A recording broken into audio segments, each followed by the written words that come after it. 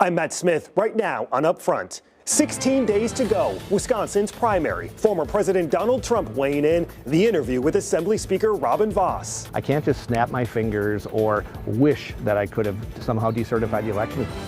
The attacks from Trump, his Republican primary challenger, all now just moments away. Congress protecting same-sex marriage. Congressman Mark Pocan standing by. Will the Senate follow suit? And what's at stake? A new low for the U.S. Supreme Court, Charles Franklin on his new nationwide survey and the ripples of Roe v. Wade. And Bucks President Peter Feigin, take two on the thought of hosting a major political convention. Taking on the issues important to Wisconsin. This is Upfront. Hi everyone, I'm Matt Smith. Thanks for joining us. A whirlwind week after our interview with Assembly Speaker Robin Vos, who revealed that now headline-making phone call from former President Donald Trump pushing to overturn Wisconsin's presidential results after the state Supreme Court ruling absentee ballot drop boxes are illegal. After that revelation first aired, Trump releasing this statement targeting Vos, saying, quote, "I don't know his opponent in the upcoming primary, but feel certain he will do well if Speaker Vos doesn't move with gusto." Well, now more of that interview and Speaker Vos's Republican challenger on the campaign trail this past week in southern Racine County, with a primary now just 2 weeks away. On a hot July afternoon, Wisconsin's longest-serving Assembly Speaker is fighting for his party's vote. I'm Robin. I'm running for re-election to the Assembly. I'm a conservative running in a primary. There's actually a guy who just moved here from Kenosha to run against me. Yep, I've heard of him. Yep. A Republican primary challenger looking to oust Assembly Speaker Robin Vos. In the era of Trump-style politics in battleground Wisconsin, Vos hasn't completely escaped the crosshairs of the former president in what is about to test the agility of one of the most powerful Republicans in the state. When the former president, President Trump, tweets or I guess posts about you, as he did recently again, what does that do? You know, I have talked to President Trump probably, I don't even know how many times, over the course of the 6 months. Look, I respect him. I think that he did a good job as president, but no one's perfect. You know, I do think, as I've said it, and I hope people know I've been very consistent since the very beginning. We cannot overturn the election. We cannot decertify. I think there were problems that happened. We've passed legislation to fix it. Governor Evers has vetoed it. We have one simple solution, and that's to elect a new governor so that we can actually make them become law.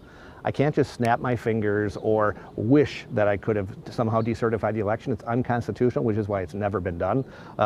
My primary opponent seems to think it can be. He doesn't really have any experts beyond people who are paid to believe what they believe. I have people who are independent and nonpartisan telling me this is the truth, in addition to people who are conservative and longtime legal activists on our side of the aisle.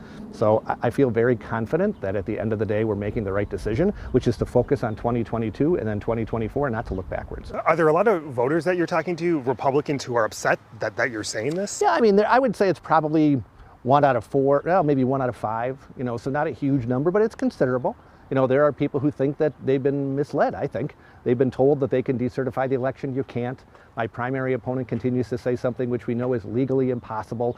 And unfortunately, some people are so frustrated with Washington that they would do whatever it takes to turn around the country. Look, I want to turn around the country too, but at the end of the day, I still believe you have to follow the Constitution. You know, when I was elected the first time, I raised my hand, I took an oath, I swore that oath, and I'm not going to break it, which means that I have to do things, even occasionally, that I don't like, because it's what's required by the rule of law. Vos's Republican opponent, Adam Steen, is looking to capitalize. Are you going to go vote in August? I am. Yes. Do you know who your current representative is? Robin Vos. You do? You think he's doing a good job, or? No, I do not. A staunch Trump supporter, Steen has called Vos a treasonous traitor, criticizing him on everything from the election to COVID and his conservative credentials. I mean, treasonous is a strong word, though. It is a strong word, but it's public policy, right? A gamble in a district Vos won with 58% of the vote in 2020 against a Democrat. I'm working hard because you can't take it for granted. No. So I hope I can count on you guys again. You can. Awesome. Thank you very much. Donald Trump has called Speaker Vos a rhino, a Republican in name only. Is he? I think that's being very kind. You think so? I do. I think that's being very kind. You don't think Robin Vos is a Republican or a conservative? If you look at his track record over the last 20 years, right? Conservatism, what we do, and again, we've talked to lots of people about this, conservatism as a whole, or the Republican Party, stays just to the right of the left.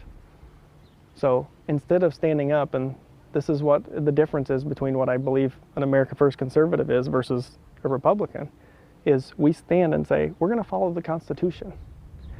And the left can sue us. What Robin Vos has stood up and said is, you know what? I'm going to just sit here and do nothing and let the left do what they want, and then we have to sue them. Steen says he's spending hours each day on the phone and in the district, attempting to win a seat Vos has held since 2005. So let's look ahead to this election. Yes.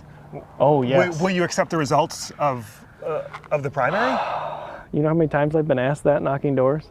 I've been asked that almost 50% of the time. Why do you think that is? Why would I go vote if my vote doesn't count? And that's a huge struggle for me, because you and I, standing here, we can't change it, can we? You have to be in the system to change it. So the only confidence I can have is to tell people that if there is fraud, if something does go wrong, the only way to overcome that is for you to show up and to go vote and participate and have your voice be heard. And that's a hard gamble, isn't it? For a lot of people. In May, Vos was booed at the state Republican convention. I am going to say something that I'm sorry many of you might not want to hear, but we have no ability to decertify the election and go back and nullify it. We do not. But delegates also rejected a resolution calling on him to step down as Speaker. Now, more than a year has passed since Vos appointed former state Supreme Court Justice Michael Gableman to review the 2020 election. The outcome has seemed to please no one and cost Wisconsin taxpayers nearly $1 million in ongoing litigation. Do you ever think back, when we look back a year plus now to the start of the Gableman investigation, that you kind of fueled some of this yourself by appointing the former justice and what he has said and what he has done over the last year? No, I don't think so. I mean, if you remember what happened in 2016, the Congress appointed, the FBI began the Mueller investigation. They spent millions of dollars. And at the end of the day, they determined that there really was no Russian collusion. I kind of looked at that model and said, yes, people need to be to have their suspicions confirmed or not confirmed. When's the last time you talked to the former president, President Trump? Within the last week. Within the last week? Yeah. Before or after he tweeted about you? Before. And what was that conversation like? It's one of those that it's very consistent. He makes his case, which I respect. He would like us to do something different in Wisconsin. I explained that it's not allowed under the Constitution. He has a different opinion, and he put the tweet out. So that's it. Yeah. How did you describe your relationship with him? Because after he comes out and calls you a rhino and saying you're allowing Democrats to get away with murder. Yep, I mean, I think we all know Donald Trump is Donald Trump. There's very little that we can do to try to control or predict what he will do. I know that I was somebody who helped Donald Trump when he ran in 2016. I helped him when he ran in 2020. Our caucus was incredibly supportive of the Republican ticket. That's all we can do. Is it his fault if you lose? No. I mean, it is not. I think it has nothing to do with Donald Trump. I mean, if for some reason I lose, which I don't think I will, but if for some reason I lose, it's the factor that people are just frustrated and they're looking for someone to take it out on. That's really what it comes down to. Trump's influence will certainly be put to the test during Wisconsin's August 9th primary. And ABC News political director Rick Klein says that phone call could be of interest to the January 6th committee. And how critical is Trump, what he says over the next couple weeks, influential here in Wisconsin for the primary?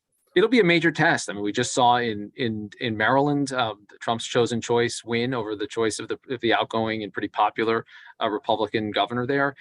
We've seen scattered results, not so successful in Georgia, but other places where his word means a lot. We're seeing him attack Rusty Bowers, the Speaker of the Arizona House, who testified before the January 6th committee.